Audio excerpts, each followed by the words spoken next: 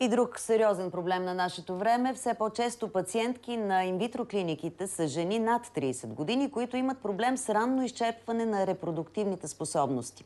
Тази тенденция, за съжаление, започва да става една от водещите причини за безплодие. Подобни случаи могат да се избегнат, но лекарите все още не обръщат достатъчно внимание на този проблем. Това са ембриони на трети ден. С по 8 клетки. Един хубав ембрион. На такъв ембрион чакаме бременност. И понеже е време, ембриончето се всмуква със специален катетер и поема към мама. Готово! Айде, добър път! Все по-често обаче експертите се сблъскват с случаи, в които не могат да помогнат. Наричат този проблем ранно изчерпване на яйчниковия резерв при жените.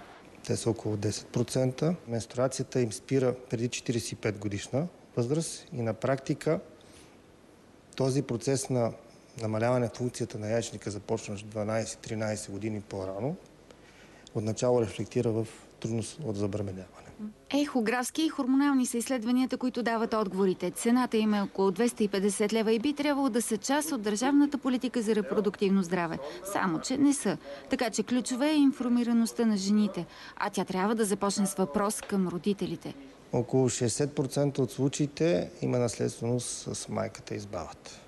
Но нашите майки и баби, този проблем не е бил актуален. Защо? Защото те са раждани на 20-25 години. Всяка 10-та жена след 30 години стига до инвитро клиниките, пред които опашките стават все по-големи, а има начин това да се промени.